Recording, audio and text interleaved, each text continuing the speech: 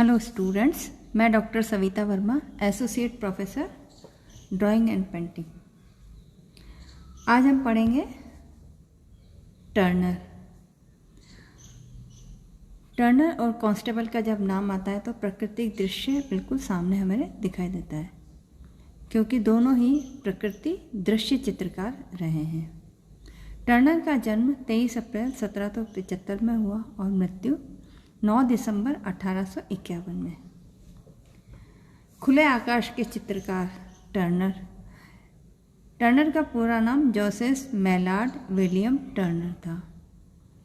Turner का नाम England के दृश्य चित्रकारों या लैंडस्केप पेंटर में बड़े गर्व के साथ लिया जाता है। इसमें कोई शक नहीं, 19वीं सदी के दो ब्रिटिश चित्रकारों कांस्टेबल तथा टर्नर ने इंग्लिश कला को भी संसार के मानचित्र में स्थान दिलाने का महत्वपूर्ण काम किया। इससे पहले केवल रोकोको काल में होगार्ड, रेनाल्ड या गैंसबरो आदि मात्र 3 चित्रकार ऐसे हुए जो अपने देश की सीमा के बाहर सीमित लोकप्रियता प्राप्त कर सके थे। रूमानी प्रवृत्ति होने के कारण टर्नर और कांस्टेबल दोनों ही स्वतंत्र व्यक्तित्व वाले थे और दोनों ने ही अपने देश की कलागत परंपरा की बंदिश को अस्वीकार कर मौलिक सूझबूझ और रुचि के आधार पर अपना कदम आगे बढ़ाया। टर्नर और कांस्टेबल दोनों ही समकालीन थे। कांस्टेबल ने हरी भरी धरती का आंचल पकड़ा तो टर्नर ने मुक्त आकाश की प्रकाश में गंगा में स्नान किया। एक धरती पर प्रकाश देखता था तो दूसरा आकाश में मानव शरीर की गहरी अनुभूति तथा आकांक्षाओं का दर्शन करता था। दोनों ही प्रतिभाशाली प्रकाश पुत्र थे। दोनों ने ही प्रकाश का दिव्य दर्शन किया था और गहरी संवेदना के साथ उसे अपने चित्रों में रूपायित किया था। दोनों ही यूरोप में प्रकाश की पूजा का विस्तार करने में समर्थ हुए। दृश्य चित्रांकन के इतिहास में टर्नर पहला चित्रकार था जो प्रकाश तथा सूर्य की छटा का दीवाना होकर अपनी बाहों में भर लेने के लिए व्याकुल हो उठता था। ऐसा प्रयास एक रोमानी कलाकार ही कर सकता है। इसी प्रयास में पागल एक अन्य यूरोपीय कलाकार वान गो का नाम अनायास ही स्मृति पटल पर छाता है, जिसने सूर्य के प्रकाश अथवा ताप को अपने हृदय की गहराई में भर लेना चाहा। दोनों को ही सूर्य पुत्र कहा जाए तो अतिशयोक्ति नहीं होगी।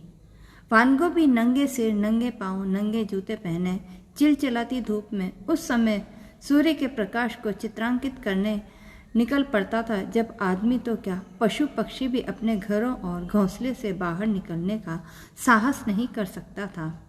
दोनों ही कलाकार प्रकाश के ताप के प्यासे थे। सूर्य की अलौकिक छटा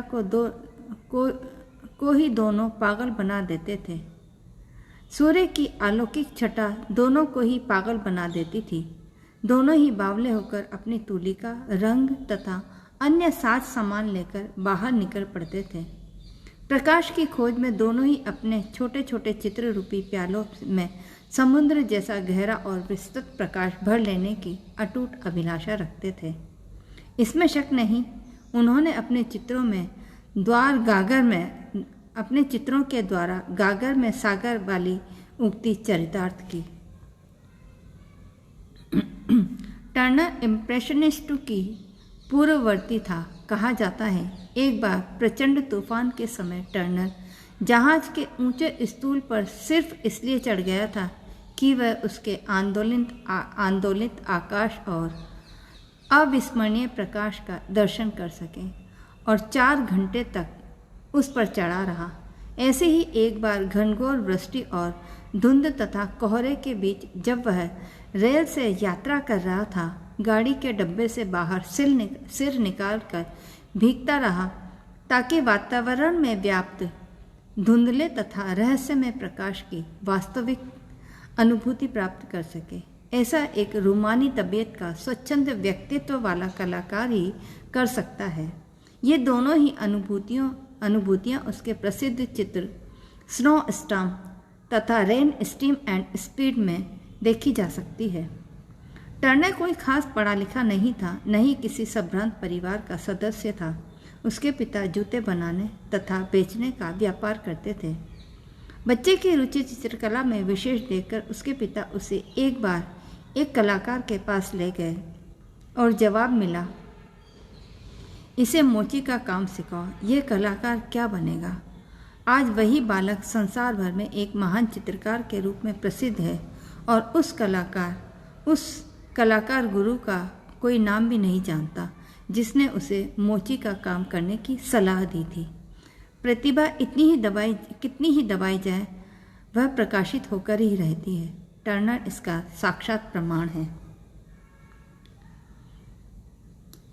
पिता की दुकान थेम्स नदी के तट से थोड़ी ही दूर पर थी। बालक टर्नर अक्सर नदी की ओर निकल जाता था। उसे नदी तट का माहौल बड़ा आकर्षित करता था। वहीं से बड़े बड़े जहाज समुद्र की ओर आया जाया करते थे। उन्हें देखकर उसका मन जिज्ञासा से भर जाता था। उसकी बड़ी इच्छा होती जहाज में बैठकर विस्तृत समुद्र की यात्रा करे और दूर दूर जाने की। उसकी बड़ी इच्छा थी जहाज में बैठकर विस्तृत समुद्र की सैर करने की और दूर दूर जाने की।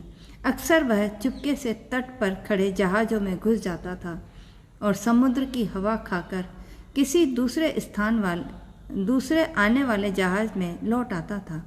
थोड़े ही दिन में वह समुद्र जहाज और जहाजी लोगों तथा उसके साथ सामानों से अच्छी तरह परिचित हो गया था।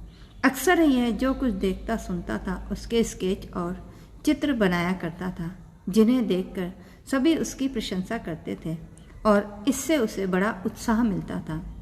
14 वर्ष की उम्र में उसने रॉयल एकेडमी में कला सीखने के लिए प्रवेश लिया और 18 वर्ष की उम्र होते होते वह स्वतंत्र कलाकार के रूप में काम करने लग गया था और अपना अलग स्टूडियो भी स्थापित कर लिया। बाद में लगभग 27 वर्ष की उम्र में वह रॉयल एकेडमी का एसोसिएट भी चुन लिया गया था। शुरू में टर्नर अत्यंत कल्पनाशील तथा रोमानी किस्म के दृश्य चित्र बनाया करता था। उसने अपना व्यावसायिक जीवन प्राकृतिक स्थलों के नक्शे तथा दृश्य चित्रांकन से आरंभ किया, पर इससे उसे आत्मीय संतोष प्राप्त नहीं हुआ। फिर उसने इतिहास चित्रण में रुचि लेना आरंभ किया, जिसमें वह अक्सर पुराने इतिहास के पत्रों में से चित्र बनाने लगा था और उसमें नवीन युग के आचार्यों की अनुभूति भी करा देता था। बाद में उसे भी छोड़कर वह प्रचलित मान्यताओं के आधार पर मौलिक रचना प्रस्तुत करने लगा। अंत में इसे भी उसने त्याग दिया और मुक्त होकर प्राकृतिक दृश्यों में रुचि लेने लगा और चित्र बनाने लगा। वह फिर समुद्र और आकाश की ओर, धरती और प्रकाश की ओर वापस लौट आया। यहीं से वह अपनी प्रतिभा तथा सफलता के सुनहले मार्ग पर आरूढ़ हुआ। टर्नर उन महान कलाकारों में से था जिसकी प्रारंभिक रचनाओं को देखकर उसकी अद्वितीय प्रतिभा का तनिक भी आभास नहीं होता था। उसके तेल चित्रों में एक चमत्कारिक शुद्धता परिलक्षित होती थी। बाद में उसने जल रंग में पारदर्शी सौंदर्य वाले दृश्य चित्र भी बनाना आरंभ कर दिया था, जो अपने ढंग के अलौकिक थे। दिनों दिन उसका प्रकृति प्रेम गहरा होता जा रहा था। यह सब कुछ छोड़कर मात्र प्राकृतिक दृश्यों की ओर रुचि लेने लगा। उसने प्रकृति को हर पहलू से, हर मनोदशा में देखने, समझने और अनुभूति प्राप्त करने का व्रत सा ले लिया था। इसके लिए खेत, मैदान, नदी, तालाब, झरने व बाग बगीचे, जंगल, पेड़, पहाड़, समुद्र और आकाश किसी को नहीं छोड़ा। जहाँ भी सूर्य का प्रकाश जा सकता था, कोई स्थल ऐसा नहीं छोड़ा जिसका उसने चित्रण नहीं किया हो। वह उसके लिए अपने देश के कोने कोने में गया और इटली, जर्मनी तथा स्विट्जरलैंड आदि देशों का विस्तृत भ्रमण भी किया। प्रकृति को घूम घूम कर अध्ययन करता रहा और स्केचेस तथा चित्र बनाता रहा। कम से कम लगातार 30 वर्षों तक वह प्रकाश और वातावरण के प्रभाव का अध्ययन करता रहा और अद्भुत चित्र बनाता रहा। इसी कारण कुछ लोग उसे इम्प्रेशनिज्म का पितामह भी मानते हैं। एचिंग तथा 2000 रंगीन चित्र भी बनाए। इंग्लैंड के कला इतिहास में शायद ही किसी दूसरे चित्रकार का नाम लिया जा सकता हो जिसने इतने परिश्रम, लगन, कर्मठता तथा तत्परता से इतने अधिक समृद्ध और महत्वपूर्ण चित्र बनाए। इतना ही नहीं, ब्रिटेन में शायद ही कोई ऐसा चित्रकार हुआ हो जिसके मुकाबले में धन और ऐश्वर्य प्राप्त किया हो। इसके जीवन भर की कमाई लगभग 1,40,000 पाउंड तक आंकी गई है और मरने के पश्चात जितना बड़ा कलाकृति का संग्रह वह छोड़ गया, शायद ही किसी और कलाकार का हो। इतने दिन बीतने के बाद भी कहा जाता है कि आज तक अभी इसके इस संग्रह की गणना अथवा लेखा जोखा नहीं हो पाया। युवा काल में टर्नर का झुकाव अधिकांशतः यथार्थवाद, रियलिज्म की तरफ रहा है। बिल्कुल वैसा ही चित्रित करने का प्रयास करता था। वह आंधी और तूफान से लड़ते हुए पूर्ण खुले, मस्तूल तथा रस्सियों वाले जहाज का चित्र 3 घंटे से कम में ही पूर्ण कर लेता था। उसकी यथार्थवादी प्रवृत्ति तथा काम कर सकने की अद्भुत क्षमता और महान बनने की महत्वाकांक्षा ने उसे अपने जमाने का लोक रुचि में मेल खाते ओल्ड टेस्टामेंट के पौराणिक आख्यानों की नाटकीय तथा काल्पनिक प्रवृत्ति की ओर धकेला। उसके कल्पना प्रधान तथा नाटकीय चित्रों में the painting of hero and leader तथा यूलिसिस डिराइडिंग पॉलीफर्म्स तथा फाउंटेन ऑफ इंडोलेंस का नाम लिया जा सकता है। जल रंग चित्रण तकनीक का वह अपने जमाने का अति कुशल कलाकार माना जाता है।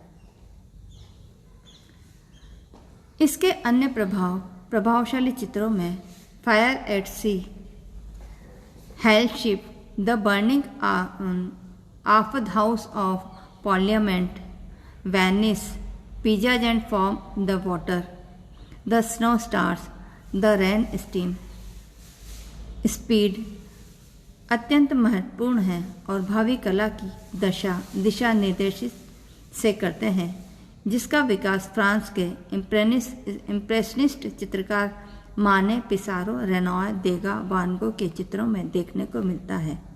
इन चित्रों के सूक्ष्म रंगों की भाषा के द्वारा टर्नर कहीं से गहरी अनुभूति को अभिव्यक्त करने में सफल हुआ, जो शायद प्रकृति के स्थूल विवरण के द्वारा कभी भी संभव नहीं होता। इन चित्रों में कलाकारिता की दृष्टि से वह बड़े विलक्षण ढंग से सूक्ष्म भावों की अभिव्यंजना में सफल हुआ। ऐसे चित्रों में उसका मुख्य प्रयास था उनकी सूक्ष्म प्राकृतिक शक्तियों को प्रदर्शित करना, जिनका कोई दृष्टिगत आकार नहीं होता, जैसे आंधी की गति, समुद्र की रौद्रता, सूर्य का ताप, धूप तथा अग्नि की प्रचंडता, जल वृष्टि, धुआं तथा कुहासे की गति आदि। ऐसा प्रयास उस जमाने में पूरे यूरोपीय चित्रकला के क्षेत्र में बिल्कुल नया और अलौकिक था। स्नो स्टॉर्म, ये 1842 ईस्वी में कंप्लीट की थी। तेल रंग से बनाई हुई है और कैनवास पे बनाई है। नेक्स्ट पेंटिंग है रेन स्टेम एंड स्पीड, ये मैं पहले आपको बता चुकी हूँ। इंडोलेंस का फव्वारा फेमस पेंटिंग्स में से हैं इनकी, ये भी इनकी फेमस पेंटिंग है। सारी पेंटिंग्स इनकी तेल चित्रण है और नेशनल गैलरी ऑफ लंदन में सुरक्षित है। नेक्स्ट है parting of hero and leader before 1837। Thank you.